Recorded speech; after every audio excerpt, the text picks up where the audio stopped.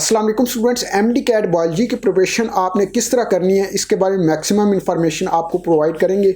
इसमें हम क्या डिस्कस करने वाले हैं, एक तो स्टूडेंट्स क्यों बायोलॉजी में लेस सिक्योर करते हैं और सिर्फ आपने यूएचएस का सिलेबस करना है या इसके अलावा भी कुछ करना है, और सिर्फ टेक्स्ट बुक से प्रिपेयर करना है या इसके अलावा भी कुछ करना है, और अगर करना है तो क्या करना है, और डिफरेंट टाइप्स ऑफ एमसीक्यूज होते हैं, डिफ़िकल्टी लेवल होता है, और हाउ टू स्टडी, कैसे आपने बायोलॉजी की बुक को रीड करना है और सारा कैसे स्टडी करना है एमडी कैट बायोलॉजी को।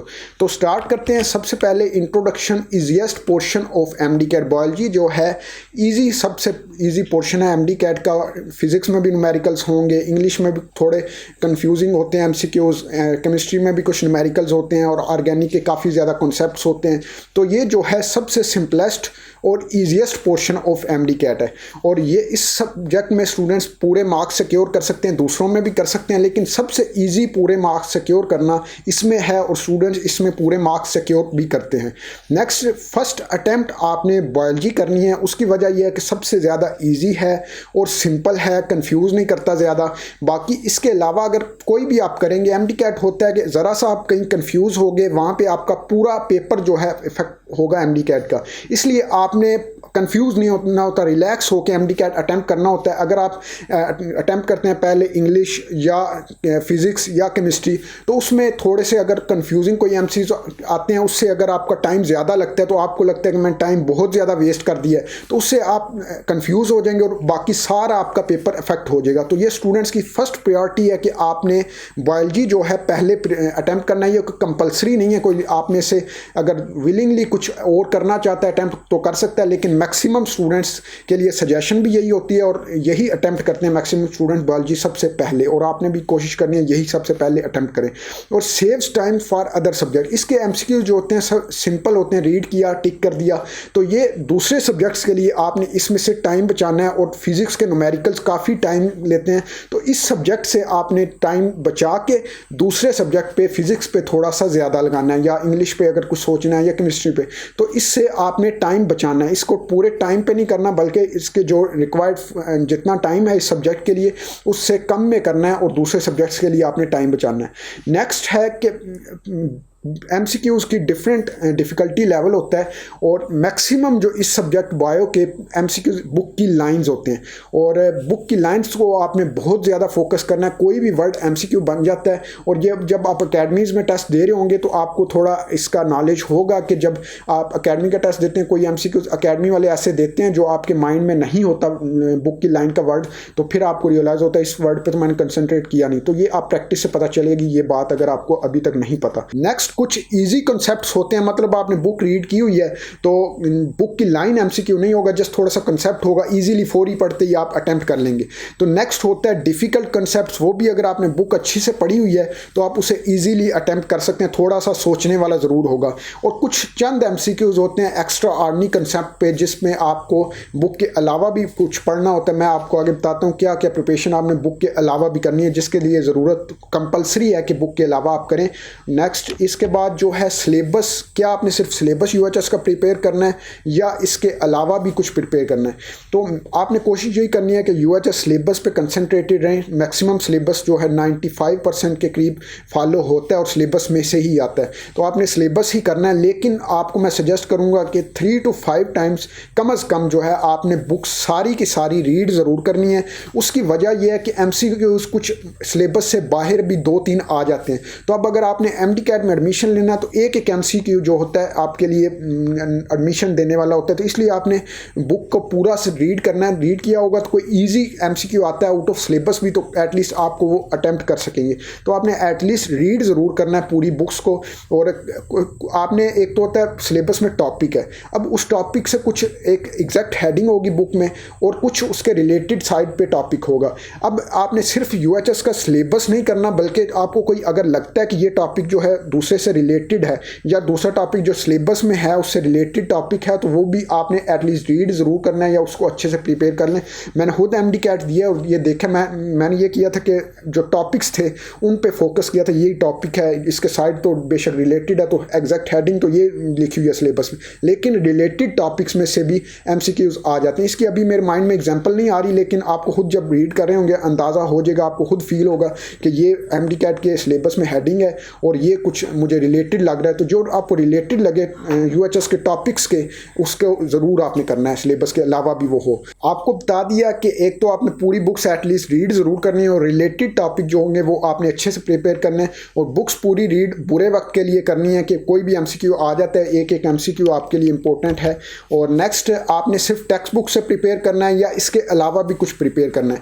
तो पहले ये होता था कि यूएचएस का मेरिट 85 तक जब हुआ करता था तो थोड़ा पेपर लेवल ईजी होता था, सीधा बुक्स की लाइन होती थी और कॉन्सेप्ट भी होता था, सिंपल बुक से कॉन्सेप्ट होता था। लेकिन जब मेरिट बढ़ गया और फिर यूएचएस ने अब डिफ़िकल्टी लेवल थोड़ा सा इंक्रीज़ कर दिया है। अब कुछ ऐसे कॉन्सेप्ट्स होते हैं जो बुक से प्रिपेयर करके आपके अटैम्प्ट नहीं हो सकते, इसलिए आपने बुक के अलावा भी कुछ है, आपके एकेडमिक्स के नोट्स हैं या आपको टीचर जो पढ़ा रहे हैं उनके नोट्स आपने लाजमी बनाने हैं, जो पढ़ाते हैं वो नोट डाउन लाजमी करना है, वो करना है, और इस तरह और पास पेपर्स करने हैं। तो ये सारी चीज़ें करके आपने बुक्स के अलावा भी चीज़ें करनी हैं, और ये आपका टाइम वेस्ट नहीं करेंगी, बल्कि आप एक्स्ट्रा नोट्स से पढ़ रहे हैं या एक डिफरेंट मटेरियल पढ़ रहे हैं, सिलेबस वही है, तो आपके कॉन्सेप्ट्स जो हैं शार्प होंगे। जैसे चैप्टर 4 बायोलॉजी का सेल वाला जो है, उसमें डिफरेंट जगह प्रोकैरियोटिक और यूकैरियोटिक का डिफरेंस लिखा होगा, या प्लांट सेल या एनिमल सेल का डिफरेंट पॉइंट्स वगैरह लिखे होंगे।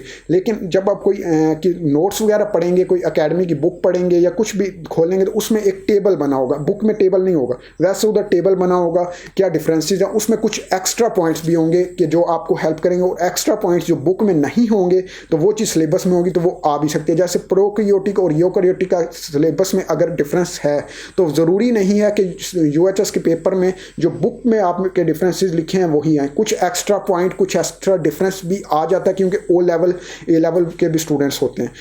तो आपने अपने सर के नोट्स या कोई एकेडमी की बुक्स हैं, जो भी आपके पास है मटेरियल, पास पेपर वगैरह, तो सारी चीज़ें पढ़नी है, सिर्फ बुक पे कंसंट्रेटेड नहीं रहना। अब डिफ़िकल्टी लेवल इंक्रीज़ हो गए तो मैक्सिमम चीज़ें से सिलेबस पे रहते हुए पढ़ना है, और ये चीज़ें आपका टाइम वेस्ट बिल्कुल नहीं करेंगी, बल्कि वही टॉपिक की ग्रिप आपकी इंक्रीज़ करेंगी, आपके कॉन्सेप्ट्स जो हैं इंक्रीज़ होंगे। नेक्स्ट आपने स्टडी कैसे करना है, क्योंकि बुक की लाइन से एमसीक्यूज आ जाते हैं, कोई भी वर्ड आ सकते हैं, तो आपने बहुत ही स्लो बाद में आप रिवाइज जो है जिस स्पीड से करें, लेकिन जब पहली बार प्रिपेयर कर रहे होंगे, फर्स्ट टाइम या सेकंड टाइम बुक रीड कर रहे हैं, तो बहुत स्लो से आपने करना है। एक चैप्टर लेना है, उस चैप्टर में से एक पेज पे और स्लो रीड करना है कि कोई भी वर्ड जो है आपके माइंड से आउट ऑफ ना रहे, कि मतलब ये वर्ड मैंने बाद में पेपर में आपने जब रीड किया हो तो बाद में पेपर में कोई ऐसा वर्ड आ जाए कि जो आपके माइंड में ना हो। तो एक एक वर्ड जो है आपने फोकस करना है। जैसे जैसे आप फिर ग्रिप बनती जाएगी कि ये चीज़ें मेरे पक्की माइंड में बैठ गई हैं, तो फिर आप जल्दी जल्दी रीड करना, फोकस करना कम कर देंगे। तो स्टार्ट में आपने बहुत फोकस करना है एक एक वर्ड पे। नेक्स्ट आपने शॉर्ट लिस्टिंग साथ साथ करते जाना है, कि मतलब अब उसमें ये होगा कि कुछ चीज़ें होंगी जिनके आपको कंफ्यूज करती हैं। अब दो चीज़ें होती हैं, मतलब कोई वैल्यूज़ हो गई या कुछ ऐसी चीज़ें जो दो कंफ्यूज करती हैं, उनके लिए ये अच्छा तरीका है कि निमोनिक्स आप बना लें। निमोनिक्स का ये होता है कि जिन स्टूडेंट्स को नहीं पता, कोई एक स्टोरी या कुछ भी वाकया या कोई सेंटेंस उस चीज़ से रिलेट करके मेमोराइज करने का एक तरीका है कि आपको जो चीज़ कंफ्यूज करती हैं, जैसे दो चीज़ें कि ये ऑप्शन है या ये ऑप्शन है, दो आपस में भूल जाती हैं आपको बार बार। निमोनिक्स की आपको एग्जांपल दूं तो मुझे भूल जाता था कि रिडक्शन कैथोड पे होती है या एनोड पे होती है, तो मैंने एक निमोनिक याद कर लिया कि red cat reduction occurs at cathode, तो ये भी मुझे शायद लाइफ टाइम याद रहे। तो जब आप निमोनिक से प्रिपेयर कर लेंगे तो वो काफ़ी लॉन्ग टर्म आपको याद रहेगा। और इसमें यह है कि जब अगर निमोनिक्स नहीं बनाते आप, तो उसमें आपकी काफ़ी ज़्यादा चीज़ें इकट्ठी हो जाएंगी, जो चीज़ें दो कन्फ्यूज़ करती हैं, तो बाद में एमडी कैट के नज़दीक ये चीज़ें बहुत ज़्यादा कन्फ्यूज़ करती हैं। और एमडी कैट में इवन जाके जब ऐसे कोई एमसीक्यू आएंगे तो आपको बहुत ज़्यादा कन्फ्यूज़ करेंगे। तो नेक्स्ट है कि कुछ लेस फॉरगेटेबल चीज़ें होती हैं, मतलब आपने एक बुक रीड की, 2-3 दिन बाद फिर आपको जो है वो भूल जाएगी, और रीड करेंगे फिर आपको याद आ जाएगी। तो लेस फॉरगेटेबल चीज़ों को आपने बुक पे ही हाईलाइट कर लेना है।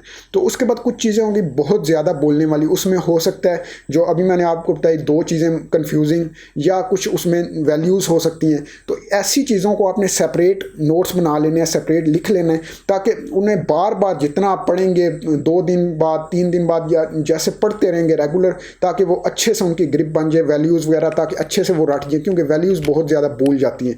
तो नेक्स्ट है कि क्या स्टूडेंट्स गलतियाँ करते हैं बायोलॉजी के पोर्शन में कि उनके नंबर कम आते हैं। एक तो सिर्फ रीड बुक करते हैं, कि ये पुराना एक जो है ट्रेंड है कि मतलब सिर्फ बुक से एमसीक्यू आता है। अभी भी कुछ लोग कहते हैं सिर्फ बुक प्रिपेयर प्रिपेयर करनी, सिर्फ बुक, तो वो पुरानी बात हो चुकी है। अब बुक के अलावा भी प्रिपेयर करना शुरू कर दें।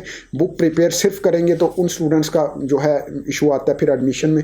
Don't take notes of sir serious, मतलब कहते हैं आना तो बुक से है, सर के नोट्स का क्या फ़ायदा, ये तो बायोलॉजी तो आते ही बुक की लाइंस है, तो सर के नोट्स का कोई फ़ायदा नहीं। एक्स्ट्रा कॉन्सेप्ट देते हैं, बुक की लाइन, बुक पढ़ेंगे, बुक की लाइन से एमसीक्यू सॉल्व कर लेंगे, बाकी फिजिक्स से हम कॉन्सेप्ट समझेंगे, वो कॉन्सेप्ट आते हैं, तो बायो तो आती बुक से।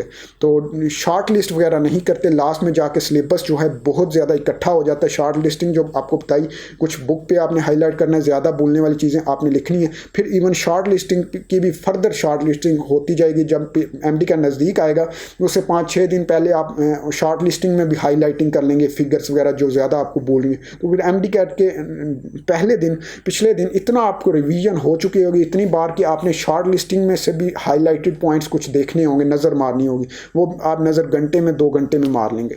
नेक्स्ट है कि एमसीक्यू सॉल्विंग टेक्निक्स जो है नहीं पता होती हैं, उसमें एमसीक्यू को सही तरीके से सॉल्व नहीं करते। इस वाले से मैं नेक्स्ट वीडियोस भी आपके लिए बनाऊंगा, एमसीक्यू कैसे आपने सॉल्व करना है। इसमें से सबसे ज़्यादा 2 इंपॉर्टेंट पॉइंट गलती होती है कि एमसीक्यू के कीवर्ड पे कंसंट्रेट नहीं करते, उसमें यस पूछा या नो पूछा, जल्दी में कन्फ्यूजन में वो सही से स्टेटमेंट को नहीं पढ़ते। स्टेटमेंट को आपको बहुत अच्छे से पढ़ना है, और एमसीक्यू ईजी भी है तो आपने सारी ऑप्शंस पढ़नी है। मतलब आपको आता है एमसीक्यू तो आपने एक ऑप्शन देकर टिक नहीं कर देना, बेस्ट ऑप्शन होता है, मे बी उससे बेस्ट कोई आंसर हो, तो इसलिए आपने सारी ऑप्शंस रीड करनी है। तो ये काफ़ी एक लेंथी वीडियो बन चुकी है तो ऑलरेडी, तो नेक्स्ट वीडियोज़ में कुछ मुझे लगा कि बायोलॉजी के वाले से कोई बनानी चाहिए या दूसरे सब्जेक्ट्स के वाले से, तो आपके लिए बनाएंगे। रिलेटेड वीडियोस के लिंक आपको डिस्क्रिप्शन में भी मिल जाएंगे। वीडियो को लाइक तमाम स्टूडेंट ज़रूर करना है और चैनल को सब्सक्राइब करके बेल लाजमी प्रेस कर लें ताकि नेक्स्ट अपडेट्स के नोटिफिकेशन आपको मिले। अल्लाह हाफिज़।